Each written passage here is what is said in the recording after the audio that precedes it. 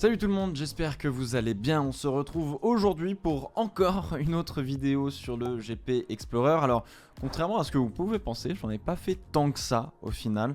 C'est juste que effectivement, après le Grand Prix Explorer, comme tous les créateurs de contenu qui ont participé à la course ont sorti leurs vidéos, je pense qu'il y a eu un petit ras-le-bol assez rapide de la part de tout le monde en se disant ouais, ça fait un petit peu too much. Il y a eu un petit peu une saturation du nombre de contenus sur le GP Explorer. En revanche, effectivement, moi j'avais fait une vidéo en deux parties pour l'événement, la course, etc. Le Fast 5. Et donc, il manquait quand même quelque chose. C'était justement l'analyse de la course que j'ai faite en on-board. Donc, on va faire ça aujourd'hui ensemble en vidéo pour un petit peu voir comment moi j'ai fait la course, comment je l'ai vécu de l'intérieur.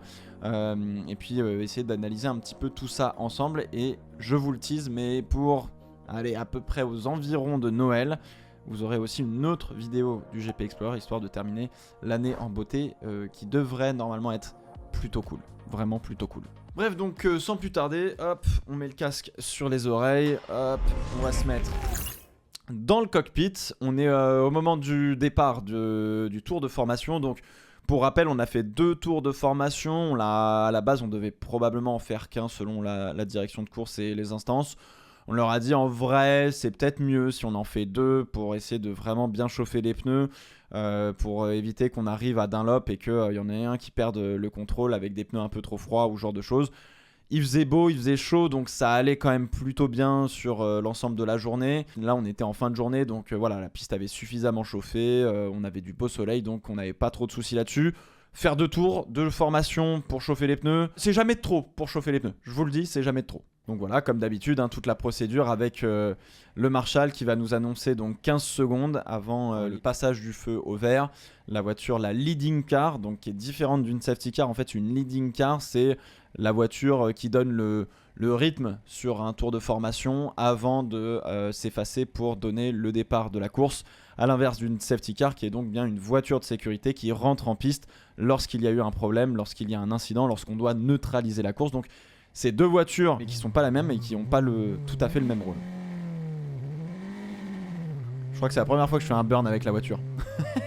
Donc on va partir, on va mettre des coups de volant à gauche, à droite. On va essayer de faire des grandes vagues, on va pas faire plein de petits coups comme ça, mais on va essayer de mettre de la température, on va essayer justement de mettre de l'énergie dans les pneus. Et en fait la leading car roulait relativement lentement, ce qui fait que c'était assez complexe de faire chauffer à la fois les pneus, faire chauffer les freins. Moi j'essaie de faire un petit peu frein accélérateur histoire de monter en température le frein pour faire chauffer la jante et donc chauffer l'intérieur du pneu.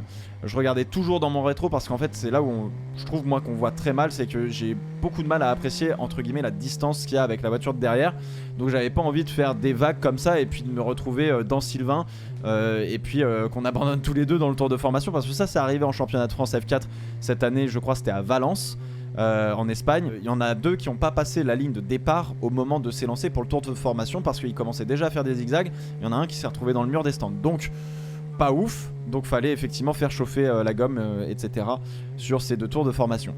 Allez, on arrive au moment du chemin au bœuf où justement on a un commissaire de piste sur la droite. Alors on le voit complètement en contre-jour, mais là il tient un panneau 2x2 pour nous dire bon bah voilà, faut se ranger 2 par 2 comme pour aller à l'école. Je crois que c'est Sylvain, donc pas Sylvain Lévy évidemment, dans la leading car qui l'a conduit, qui sortait par la fenêtre 2 doigts comme ça, il faisait 2, donc mettez-vous par 2, et je crois même son copilote à droite faisait la même chose pour bien nous annoncer que c'était le moment où il fallait se mettre en formation pour pouvoir faire le dernier secteur. Voilà, donc on le voit à droite, il y en a un qui lève le bras avec 2 pour nous dire voilà, ça y est, maintenant faut se mettre 2 par 2. Sylvain vient à ma hauteur. On se souhaite bonne chance, bon productif, voilà, se souhaite de passer une bonne course, somme toute. En fait, pendant toute cette séquence là, moi j'ai un petit peu peur parce que je me dis putain, les pneus ils sont en train de refroidir là, on roule pas assez vite, on met pas d'énergie dans le pneu, j'essaie de freiner un petit peu en même temps pour essayer de garder les freins un peu en température. Et puis là je me rends compte, regardez, on est à 40 km/h même pas, et je suis là, bon, en quelle vitesse on se met, en 2, en 1, faut pas caler parce que là si tu cales c'est un peu la merde. Et puis derrière tout le paquet se met à notre hauteur. De base, c'est donc moi qui suis en pole position qui va donner le rythme justement sur la ligne de départ-arrivée pour attendre que les feux passent au vert, et au moment où les feux passent au vert, là tout le monde accélère et c'est parti. J'ai choisi personnellement, on avait fait plusieurs tests la veille, j'ai choisi personnellement de rouler plutôt lentement, donc aux alentours des 40-50 km/h, parce que je voulais aussi que quelque part on ait une belle grille quoi, qui soit vraiment complète et où bah, on passe pas au vert quand il y en a qui sont encore dans le virage du raccordement. Donc c'est pour ça que j'ai roulé assez lentement par rapport à d'habitude. Le départ est catastrophique. Sylvain vient à ma hauteur, je pense qu'il a eu peut-être un meilleur temps de réaction. Je regarde pas à gauche, je vois pas Étienne du tout parce que je suis obnubilé par ce qui se passe à droite. Je lâche pour laisser passer Sylvain, on prend pas de risque. Le frein, je reste quand même un petit peu en dehors de son aspi, histoire de ménager une petite marge de sécurité. On passe la première chicane, il prend un peu d'avance. On n'est pas encore tout à fait dans le rythme. Là, on reprend un petit peu la mesure de la voiture au final dans ces premiers virages, tu vois. On ne prend pas de risque non plus. On est en train de sentir un petit peu dans quel état de chauffe sont les pneumatiques. Et là, à la sortie à peu près de ce virage-là, donc le virage de la Chapelle, quand on arrive au musée, ça y est, là, la traque est ouverte. Il m'a passé au départ très bien. Maintenant, c'est le moment de se mettre dedans et puis d'aller le rattraper. Alors je reviens juste sur le moment du départ. Je sais pas comment Sylvain a pris un meilleur départ que moi. Il a pas fait la technique de comment on appelle ça, de faire monter en pression le turbo, je crois. Je sais plus comment on dit ça. Où en fait t'appuies quand même fort sur le frein et t'essaies d'accélérer le plus possible. Ça fait charger le turbo et si tu veux ça te donne un petit kick parce que bah, le turbo a déjà envoyé pas mal d'air dans le moteur. Donc du coup normalement c'est censé te donner un petit kick plutôt pas mal pour t'élancer. Je crois pas que Sylvain ait fait ça. De toute façon il était trop occupé à faire coucou à la foule. Parce qu'il devait honorer un pari. Et je sais que Étienne m'a dit qu'il était lui parti en première parce que bah, il m'avait dit bah tu roulais trop lentement. Donc du coup au moment du départ j'ai passé la 1 pour pouvoir m'élancer. Et effectivement à 50 et quelques km/h la 1 avait beaucoup plus de reprises que être en 2.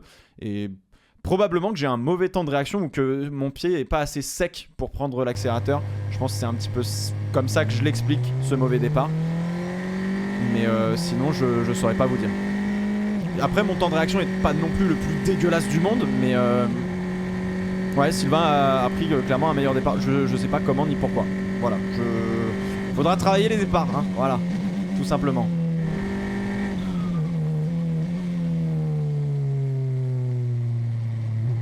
Alors premier gros freinage justement au chemin vert, au garage vert pardon.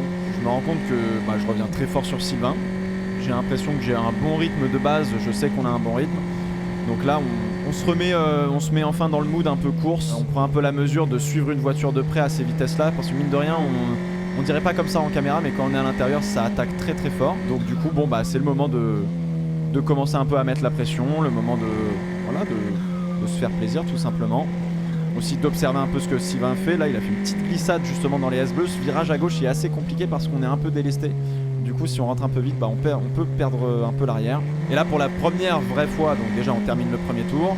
Sylvain va essayer de protéger un peu à l'intérieur. Il essaie de couper un peu entre guillemets l'aspiration. Je me rends compte tout de suite que l'aspiration est 0 sur ces voitures. Je me redécale à l'exté, pas de souci. On va plonger à fond dans Dunlop. Le freinage, je me rends compte que je freine quand même un peu mieux que lui sur les freins. Je suis un petit peu mieux que lui.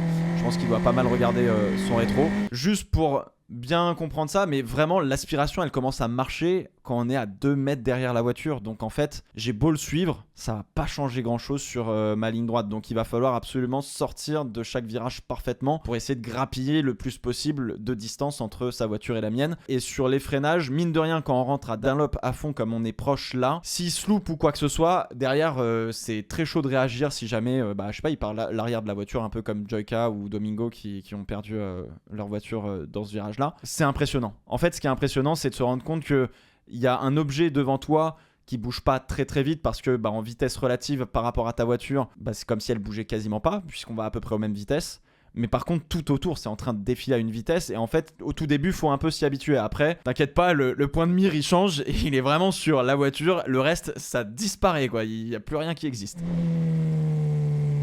Alors globalement quand je suis une voiture forcément on se rend compte que on n'a pas nos points de freinage habituels, nos points de repère habituels, on freine beaucoup plus tôt globalement parce que on suit une voiture et que notre regard s'attarde plus sur la voiture devant que sur nos points de freinage. Donc c'est un aller-retour constant qu'il faut apprendre à faire, qui est pas facile, que j'ai pas beaucoup fait à l'entraînement parce qu'on n'a pas eu l'occasion de rouler comme ça avec Sylvain à l'entraînement. Donc c'est un petit peu chaud. On prend toujours une petite marge de sécurité parce qu'on n'a pas envie de voir que lui va freiner, je sais pas, 5 mètres plus tôt et je vais me retrouver en 5 mètres, ça va très vite à 200 km/h. J'ai pas envie de me retrouver dans sa boîte de vitesse et puis que on s'accroche bêtement. Donc forcément obligé de prendre un petit peu une marge de sécurité. Je suis pas encore en train d'être à l'attaque, mais je le mets sous pression en tout cas. D'un point de vue positionnement, là je suis dans ces rétros, donc pour l'instant on continue. Fin du deuxième tour, ça se passe pas trop mal. J'essaie aussi un petit peu de comprendre où est-ce que lui freine un petit peu plus tôt par rapport à moi, comment il se positionne sur la piste. Donc c'est un petit apprentissage que je suis en train de faire, une espèce de petite analyse de son pilotage pour essayer de trouver un peu l'ouverture.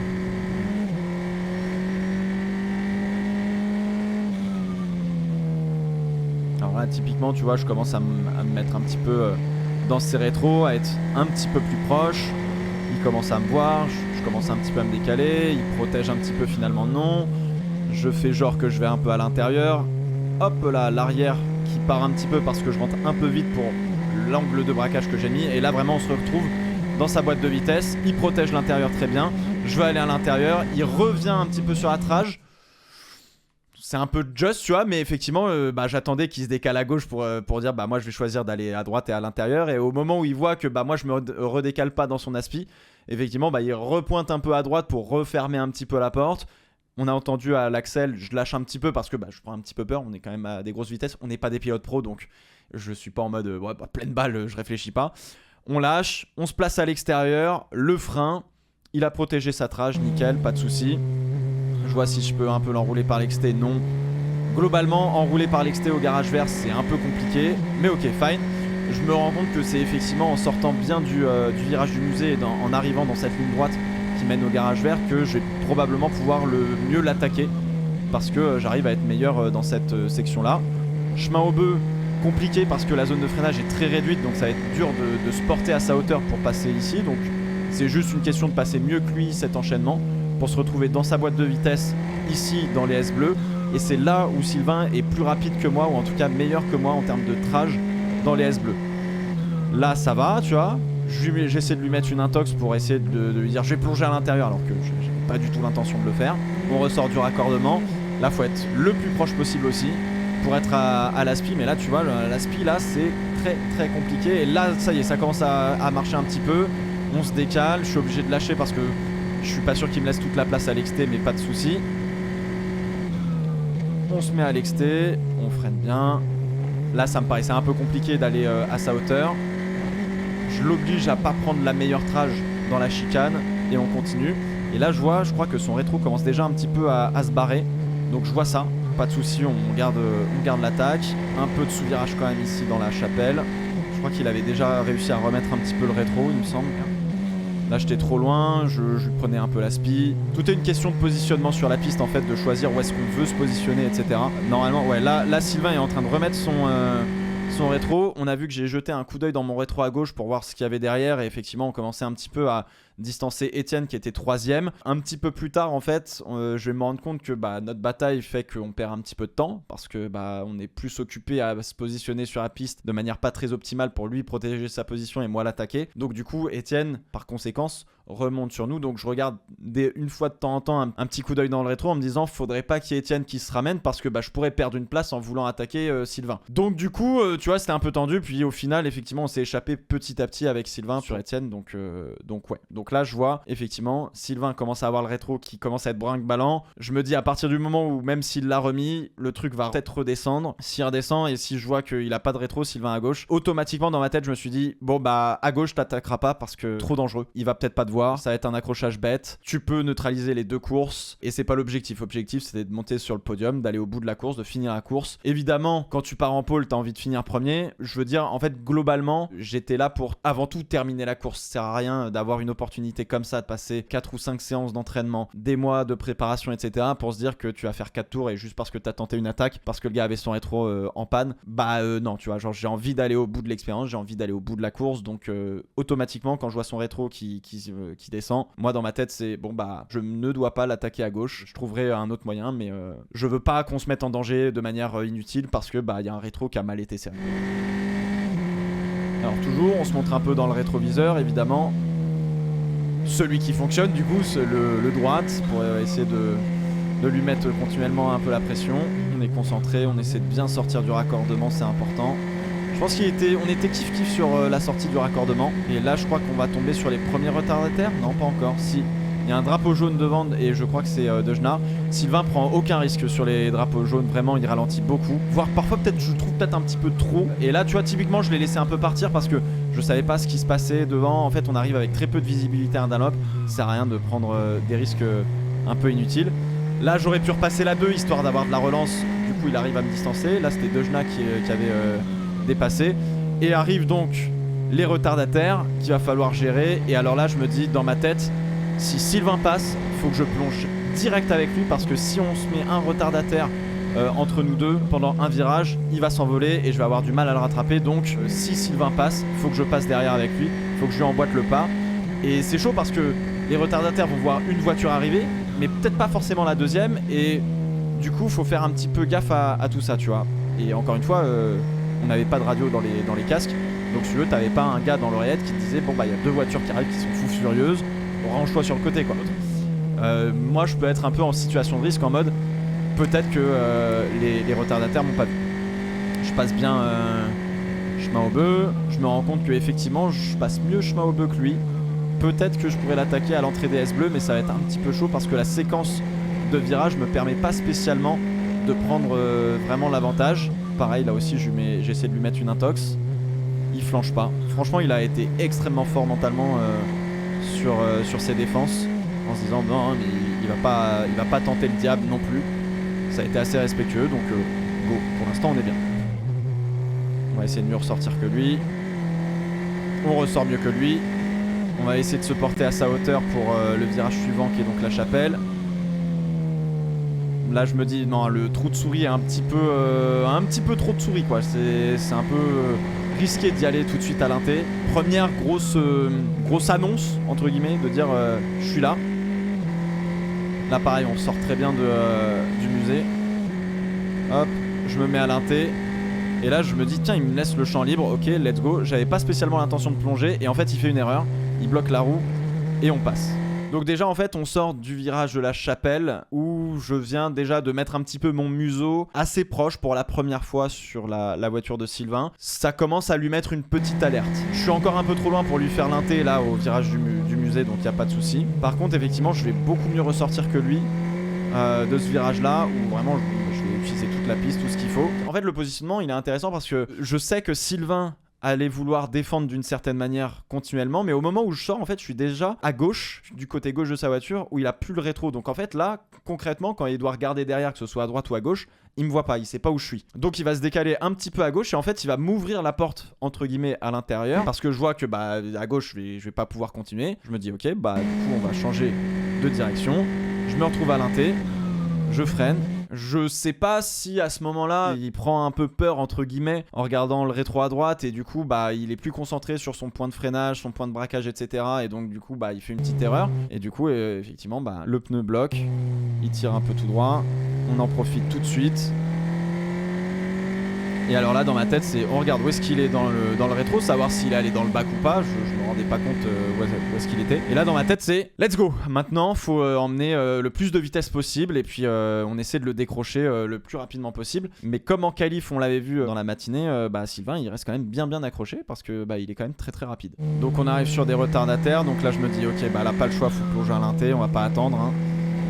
Et alors pour être tout à fait honnête, dépasser les retardataires c'est hyper impressionnant parce que tu slalomes entre des voitures quoi. Là typiquement ce qu'on vient de faire c'est un peu chaud dans le sens où bah, il me voit arriver dans le rétro d'un coup sec, disparaître tout aussitôt. Il faut pas qu'il me tourne dessus parce que s'il me tourne dessus là il y a un peu de catastrophe. En vrai ça va, il y a les drapeaux bleus qui sont agités mais tout va vraiment très vite mine de rien. Pour le commun des mortels qu'on est tous dans cette course, on n'est pas habitué à réagir aussi vite, en tout cas surtout dans des conditions où t'es dans une baignoire en carbone et tout, enfin c'est des conditions qui sont quand même très particulières. Je m'inspire de ce que Sylvain a fait jusqu'à présent avec les retardataires. On plonge à la première opportunité, on se pose pas de questions, on y va. Et là en fait le but du jeu pour moi c'est d'être plus fort mentalement en me disant faut que je me concentre plus sur mes trages et mon rythme qu'à regarder où se situe Sylvain derrière. Et c'est ça où c'est vraiment très difficile à faire. On va passer sur la ligne, il reste 9 tours du coup. Donc on n'est pas encore tout à fait à la mi-course.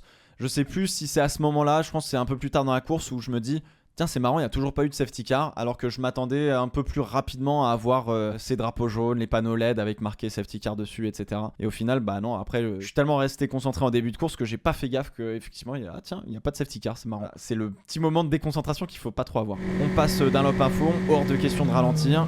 Là je crois que, est-ce que je regarde le rétro, ouais, vite fait à gauche. Là je prends un peu trop large ici à la chapelle par rapport à ce que je faisais d'habitude. Mais grosso modo ça va, grosso modo les trashs sont pas trop mal, faut juste continuer de faire ce qu'on fait. Fin du tour, on arrive sur deux retardataires, une Rhino Shield et un peu plus loin Amixem. Amixem qui roule quand même pas mal, assez vite, mine de rien. La Rhino Shield, on va l'effacer avant Dunlop, donc ça c'est pas un souci. Je crois qu'au moment où je la dépasse, quand j'arrive à Dunlop, j'essaie de regarder s'il est dans mon rétro ou pas, s'il est dans mon angle mort, et je crois qu'il est dans mon il est plus dans mon angle mort, donc c'est bon, je passe. Et en fait on va arriver ici au frein de Dunlop et je sais pas ce que va faire Amixem. Est-ce qu'il va faire toute la chicane? Est-ce qu'il va s'écarter en début de chicane, en fin de chicane? Comment je vais gérer en fait le retardataire? Et donc du coup j'arrive, je prends mon point de corde, là où il est, je sais pas du tout ce qu'il fait. Est-ce qu'il va vouloir rester sur la trage et auquel cas je vais devoir écarter à l'intérieur? Est-ce qu'il va couper complètement la chicane? Je sais pas du tout. Du coup à ce moment là je me dis prends pas de risque, peut-être qu'il s'est loupé au freinage, je veux pas prendre de risque. Donc dans le changement de direction, je suis pas assez rapide. Enfin tu vois, typiquement là normalement on est à 110 km/h déjà je pense sur le point de corde de la chicane. Je prends pas totalement l'inté comme il faut. Je me rends compte qu'effectivement il a court-circuité la chicane pour nous laisser passer Sylvain et moi. Mais ça en fait je savais pas quelle était son intention au moment où moi je revenais sur lui. Donc il a eu la très bonne intention de base tu vois. Mais comme je vous le dis toujours en sport automobile, les accrochages ou ce genre de choses ça arrive parce que c'est deux gars qui ont pas compris ce que l'un et l'autre voulaient faire. Et là, bah, on est dans ce cas-là. Donc du coup, je sors pas bien de la chicane. Ici, là, je suis en train de regarder à gauche où se situe Sylvain. Sylvain, il est revenu comme une balle. Là, je me rends pas compte, mais je me positionne pas assez à l'intérieur. Et en fait, j'ai vu Sylvain disparaître dans mon rétro à droite. Et donc là, je suis en zone neutre. Pas d'accélération, pas de frein. Je laisse rouler la voiture et Sylvain apparaît à droite parce que en fait je sais pas où il est. D'un coup il disparaît dans mon angle mort, donc je me dis ok, donc il est en train de plonger. J'ai pas eu de sous-virage, j'ai pas eu d'erreur ou quoi que ce soit. C'est juste je sais pas où il se situe. Je veux pas lui tourner dessus. Si je lui tourne dessus, j'ai le risque qu'on mette deux voitures dehors ou au moins que moi je parte en tête à queue. Je vois qu'il arrive à ma hauteur avec un gros dive, pas de souci. Il est tellement gros son dive qu'effectivement il va venir mourir sur l'extérieur, bien en dehors de la trajectoire parce que le point de corde au final il est plutôt par là, tu vois. Je me dis ok, bah du coup je vais croiser. Sauf que le virage de la chapelle est pas vraiment assez serré pour pouvoir croiser correctement et de toute façon on n'a pas assez de relance ou de puissance ou de vitesse pour terminer ce croisement pour aller jusqu'au virage du musée. Donc je croise quand même, je me retrouve à sa hauteur. Et là je me dis est-ce que je le recroise? Mais là pareil ça va être un petit peu compliqué. J'ai trop de manœuvres en mode karting alors que de manière beaucoup plus intelligente j'aurais dû justement le coller un peu plus lui et l'enrouler par l'extérieur pour que au garage vert quand j'arrive au freinage je sois à l'intérieur et que je termine ce dépassement ou en tout cas que je récupère la première place. Là j'ai voulu être pas forcément trop gentil ou quoi mais j'ai pas pris trop de risques et en fait là il se retrouve devant moi donc bah il est pas, Sylvain apprend très bien de ses erreurs, il va pas me relaisser me retrouver encore une fois à l'intérieur, donc il va bloquer la ligne intérieure, il va longer la ligne blanche à l'intérieur jusqu'à ce que moi je décide bah que ouais j'ai pas le choix d'aller ailleurs que à gauche, donc de prendre la trajectoire de course normale. Finalement j'étais un petit peu dans son rétro à gauche qui voyait pas, donc il se redécale, je réapparais à l'intérieur. Là je me dis je vais au bout. En vrai je me rendais pas compte dans la voiture, je me rendais pas compte à quel point on était proche ou pas de l'herbe. Je freine un peu plus tôt que lui mais je voulais essayer de lui refaire provoquer la même erreur qu'il avait faite, c'est-à-dire freiner trop tard, bloquer une roue et que je passe à l'inté. Donc je freine un petit peu plus tôt en me disant je vais me remettre à gauche et je vais essayer justement de recroiser encore une fois à l'intérieur pour bah tout simplement tenter de passer parce que là en fait Sylvain arrive sur le virage en étant complètement à droite, sur un virage à droite, donc ça va m'ouvrir quoi qu'il arrive un peu la porte à l'intérieur. Donc je me dis chouette, let's go.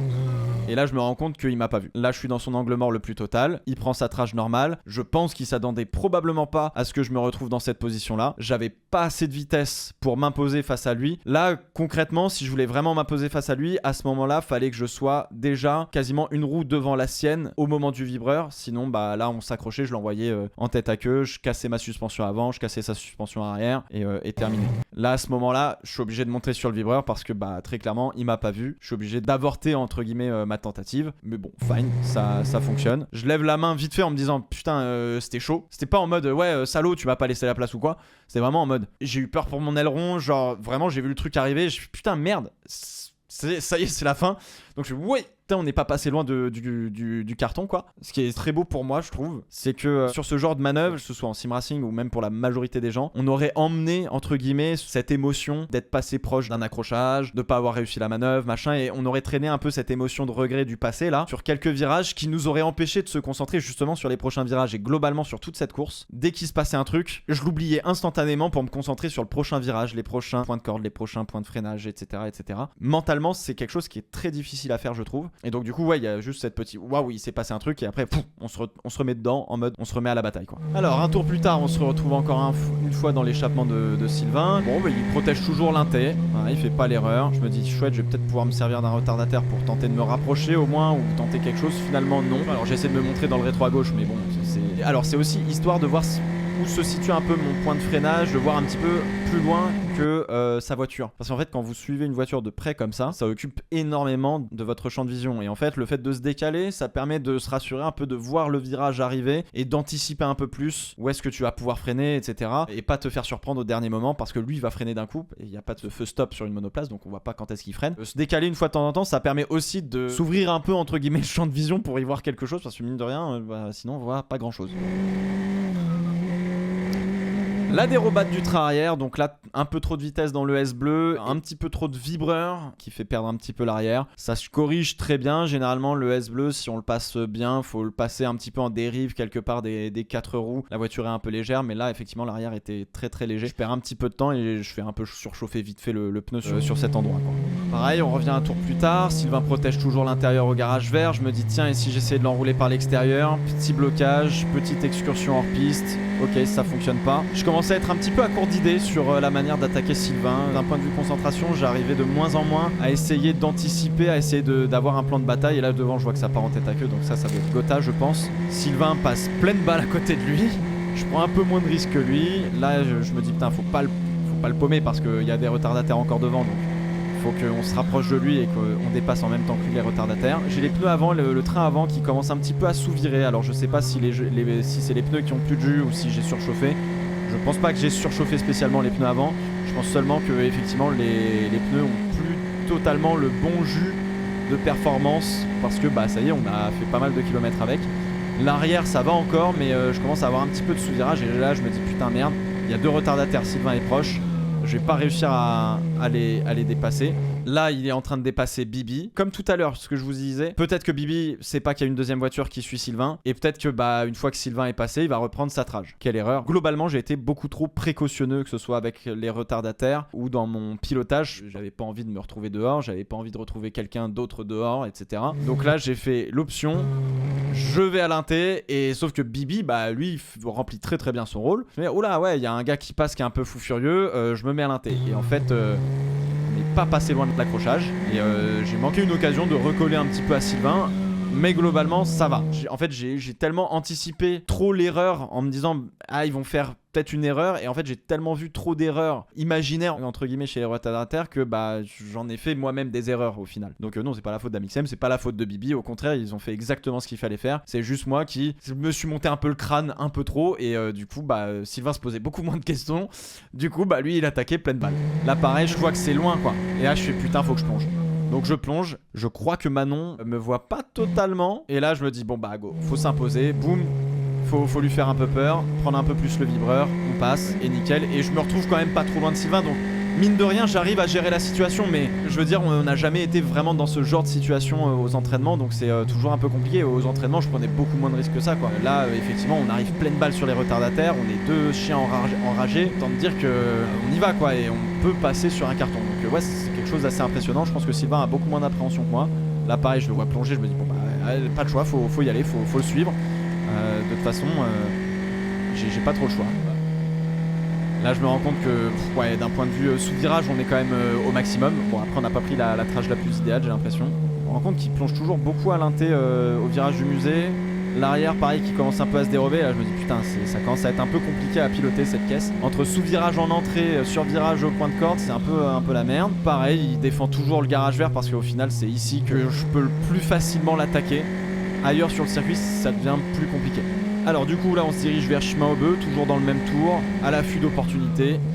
J'arrive à mieux freiner que lui, j'ai failli perdre un petit peu l'arrière au moment du freinage, mais je passe globalement chemin beaucoup plus vite que lui, je me mets à sa hauteur. Et là je me dis on va y aller cette fois-ci. J'y vais. En fait, il referme pas tout à fait la trage. Il referme pas tout à fait la porte. Je me laisse pas totalement glisser aussi à l'inté. C'est compliqué de se laisser glisser un petit peu à l'inté. J'ai pas envie non plus d'aller à l'accrochage, encore une fois. Et en fait, il referme. Et il m'oblige à abdiquer ma trajectoire. Donc, je trouve ça dur. Je trouve ça même un petit peu très dur.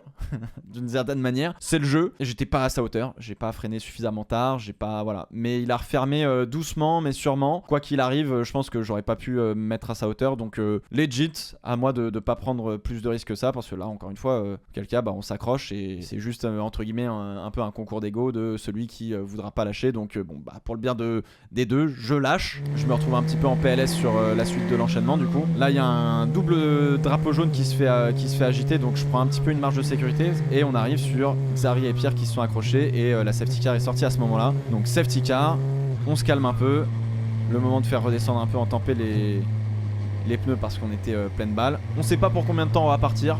Un tour, 2 tours. En tout cas, elle roule assez lentement pour aussi faire en sorte qu'on ait tout le peloton qui se rameute derrière nous pour pouvoir faire une relance correcte et qui ressemble à quelque chose. Dans ces moments-là, il faut quand même garder les pneus en température. Donc gauche, droite, gauche, droite. C'est le moment où il faut zigzaguer un peu fort entre guillemets à faible vitesse parce que sinon tu la mets dans le mur. Pour essayer de garder de la tempée dans le pneu, parce qu'au moment de la relance, si on n'a pas de tempée dans le pneu, quand tu arrives à la chicane là, t'as beau freiner, tu risques d'aller tout droit ou de partir en tête à queue, donc faut faire assez gaffe à ça. Et là au moment où on va passer sous le Dunlop, je vais regarder je crois à droite ou à gauche dans le rétro quoi, en me disant bon voilà, il va y avoir une voiture qui va revenir à un moment donné. Donc là je regarde à droite et je me rends compte qu'il y a une bagnole jaune qui ressemble pas du tout à celle d'Etienne et je me dis tiens c'est Prime qui est repassé devant Etienne. Bon ok why not, j'étais dans ma tête en mode ok qu'est-ce qu'il fait là. Et là d'un coup je me dis putain à la relance va falloir faire gaffe. Parce que si c'est Prime, je sais pas ce que vient de faire Prime, hein, mais si c'est Prime, il va peut-être pouvoir me lâcher un giga dive. Donc le meilleur moyen de se protéger, c'est d'attaquer. Donc le meilleur moyen d'éviter que Prime me lâche un énorme dive, c'est de coller Sylvain sur la relance et de faire la meilleure relance possible. Parce que bon, pour le coup, j'ai Prime derrière moi. Alors du coup, en sortie de garage vert, en fait, c'est aussi le moment où je me dis, il faut que je chauffe vraiment bien fort mes pneus à ce moment-là, parce qu'on sait pas combien de tours on va faire sous safety car. Mais ce qui est sûr, c'est qu'à la fin de cette ligne droite, à l'entrée de chemin au bœuf sous la passerelle, si la voiture de sécurité éteint ses lumières, on repart. Donc dans l'éventualité où ça pourrait repartir, je me dis chauffe bien tes pneus, on sait jamais. Boum, les lumières s'éteignent, je me dis ok, donc ça va repartir, donc je vais me mettre avec Sylvain et je vois qu'il commence à suivre la Porsche et je me dis merde, mais il est en train de faire la relance et tout. Et non, donc il freine, il réaccélère, on est à 110 km/h, ce qui fait un petit peu vite pour un rythme de relance, mais ok why not. Il refreine, il se remet un petit peu dans les S bleus, très bien. Je réaccélère, j'essaie de le coller, je me rends compte qu'il freine un peu plus, il réaccélère encore un petit peu à son tour, et là il refreine en sortie des S bleus, et en fait j'arrive pas à savoir c'est quoi, quand est-ce qu'il relance, quand est-ce qu'il relance pas, est-ce qu'il est toujours dans un rythme de on attend. Là se passe la relance, je regarde pas derrière, en vrai j'étais tellement obnubilé par Sylvain que let's go.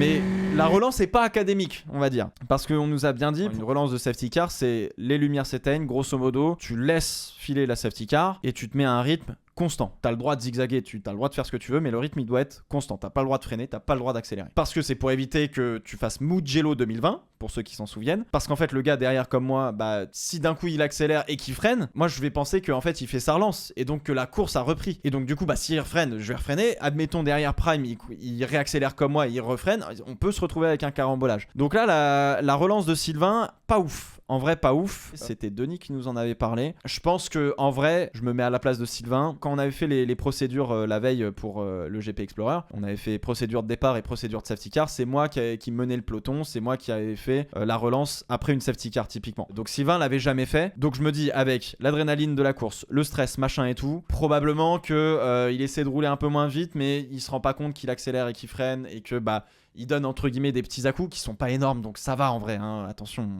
on n'est pas à des vitesses de Formule 1, donc tout va bien. Mais c'est pas une relance très académique, on va dire. On va pas aller se plaindre, 5 secondes de pénalité. Non, c'est bon, stop. On est là pour faire la course, frère, on se calme quoi. Donc bon, relance, il reste 2 tours je crois, donc là faut tout donner. Donc là je tente tout, j'essaie de me montrer dans les rétros.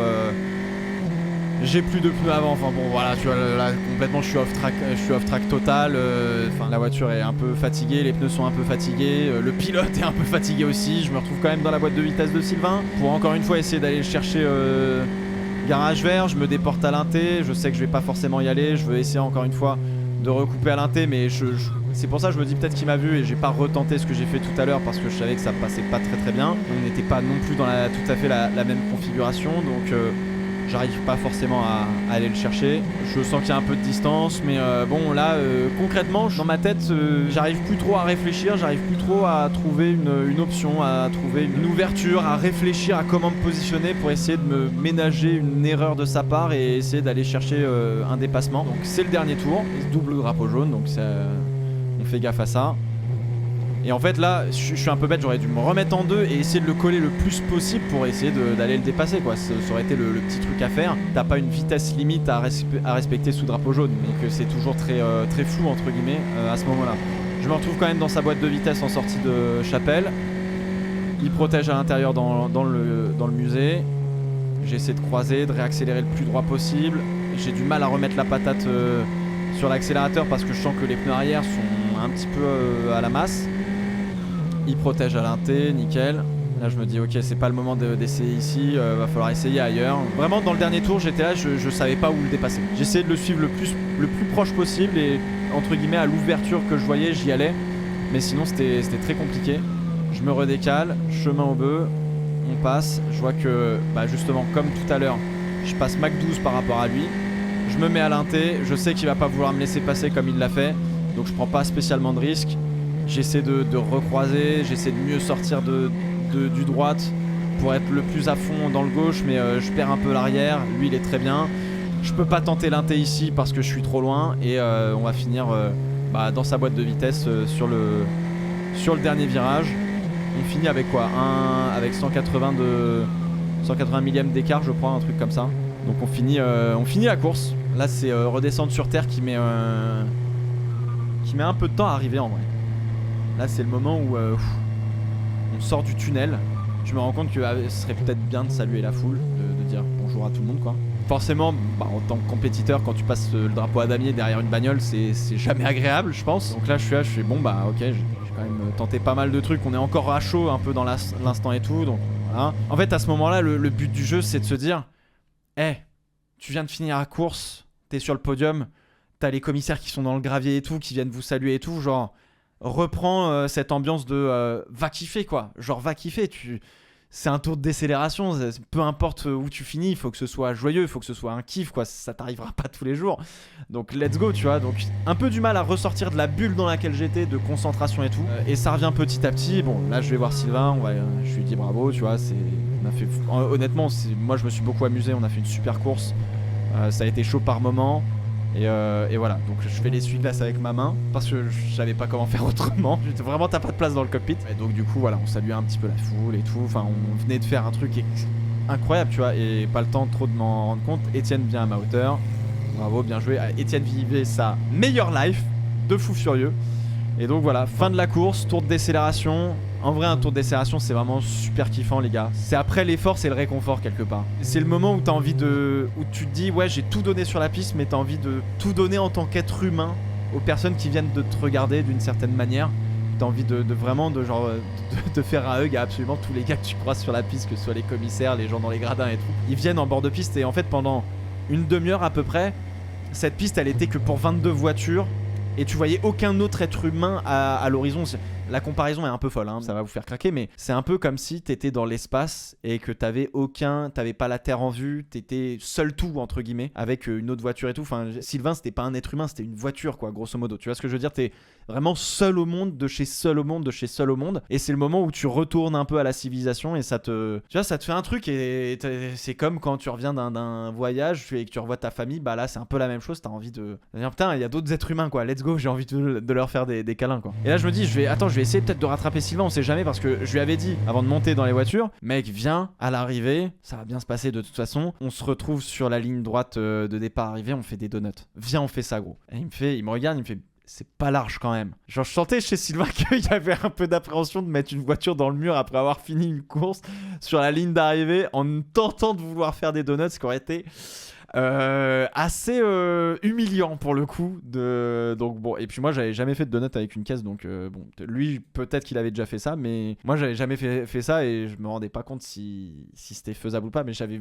un peu envie de faire ça d'une certaine manière. Donc là je me dis putain merde, s'il passe les commissaires en mode, parce que on a des commissaires en fait à l'entrée des stands là qui sont sur la piste en disant bah c'est par là qu'il faut rentrer. Je me suis dit si jamais il force un peu le barrage entre guillemets et qu'il part sur la ligne des stands, je veux aller le rejoindre pour fêter ça, tu vois.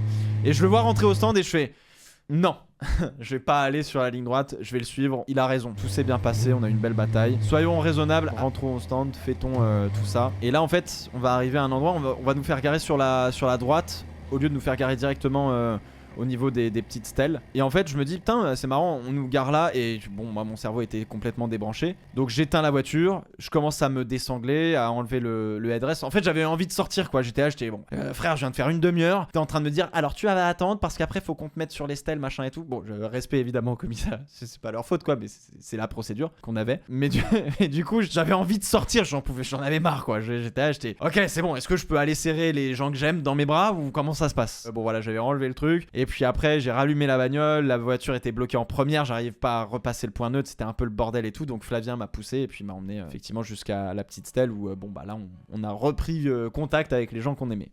Voilà pour cette vidéo bah tout simplement sur le GP Explorer, sur cette course, sur cette analyse de course. N'hésitez pas à me dire ce que vous en pensez dans les commentaires. Pour une fois que je peux faire l'analyse d'une de mes propres courses, c'est quand même très très stylé. On a eu une belle bataille avec Sylvain, on s'est beaucoup amusé. Donc voilà, sur ce, merci encore de nous avoir soutenus, tous les pilotes, d'être venus aussi nombreux, de nous avoir regardés sur Twitch, d'avoir apprécié le spectacle. J'espère que ça vous a plu, évidemment. A priori, c'est plutôt un oui. Donc bon, bah on verra ce qui se passe l'année prochaine. S'il y a un GP Explorer 2, Squeezie a envie d'en faire 2 ou 3, je crois. Je sais pas comment ça se passe encore, donc bon, bah comme d'habitude, je vous tiendrai au courant sur Insta et sur YouTube pour ce qui adviendra du GP Explorer. Donc voilà, je sais pas encore ce qui se passera, mais il se passera probablement des choses. Sur ce, merci à tous, et puis je vous dis à très vite. Bisous bisous.